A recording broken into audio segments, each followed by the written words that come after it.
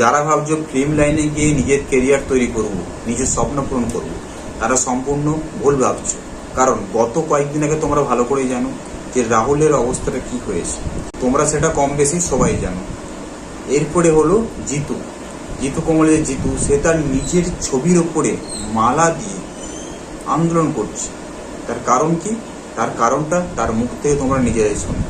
তোমার বিভিন্ন পোস্ট আমরা দেখেছি এবং এই মুহূর্তে দাঁড়িয়ে দেখতে পাচ্ছি তোমার ছবিতেও এখানে মালা দেওয়া রয়েছে। হ্যাঁ, আমি নিজেকে ফোরামের কাছে আমি চিঠি দিয়েছিলাম, মানে মেল করেছিলাম।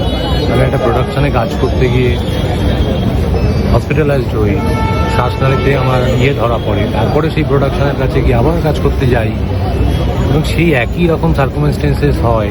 সেখানে আমার সেক্রেটারি উপস্থিত ছিল। দেন সেই প্রোডাকশান তার রাগ বহিঃপ্রকাশ করার জন্য 15 তারিখ ডেট নিয়ে ঝড় ঝঞ্ঝাটের মধ্যে ওই চন্দননগরে শুটিং জলের মধ্যে নামানোর চেষ্টা করে সন্ধ্যেবেলা, যখন ঝড় চলছিল। পরের দিন গালিগালাজ করে। তারপরে আমি মেল করেছিলাম ফোরাম থেকে, আমাদের কোনো রকমের কোনো রিপ্লাইও দেয়নি এবং কোনো উত্তরও দেয়নি। একটু জিজ্ঞেস করাতে আমাকে বলেছিল এই প্রোডাকশন হাউস বসতে চাইছে না, দেখি কী করা যায়। আমার তো একটাই প্রশ্ন, যে একটা প্রথম কাজ করা প্রোডাকশন হাউস বসতে চাইছে না, এখানে ম্যাজিক মুভমেন্ট মতো একটা শক্তিশালী হাউস আপনাদের বার্তা দেবে? ফোরামের কাছে প্রশ্নটা রাখছি। আমি তো ধন্যবাদ জানি ফেডারেশন ইনফার লোকেরা আমাদের আর্টিস্টের জন্য এইভাবে নেমে এসছে এবং যখন কোনো টেকনিশিয়ানের কোনো সমস্যা হবে আমাদের ফোরামও যেন এইভাবে নেমে যায় আশা করি। আমাকে তো ভাবির পাশে, কিন্তু এই প্রতিবাদটি এই মিছিলে বহু মানুষ এরকম থাকবে, সবার নাম নিচ্ছি না। মিছিলে আমিও নিজে সাইন করেছি, যারা শুধুমাত্র জাস্টিস চাই বলে এই বাড়ি চলে যাবে। এখনো আমি বেঁচে আছি তার জন্য মুখ ফুটে বলছে না, তার জন্য কথা বলছে না। তাহলে আমি আগে মালাটা পড়িনি, তাহলে হয়তো কথা বলতে আসবে যে কী হয়েছিল।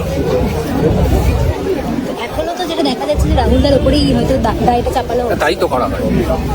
যেখানে আমাদের যে সংস্থা, যে ফোরাম আমাদের হয়ে কথা বলবে, তারাই প্রথমত আমাদের ভৎসনা করে, তারাই কোনো মেলের উত্তর দেয় না। এত বড় একটা গালি দিচ্ছে একটা প্রোডাকশন হাউস, মারতে আসছে, হসপিটালাইজ হচ্ছে যাদের জন্য, সেখানে আমার সেক্রেটারি কাজ করছে।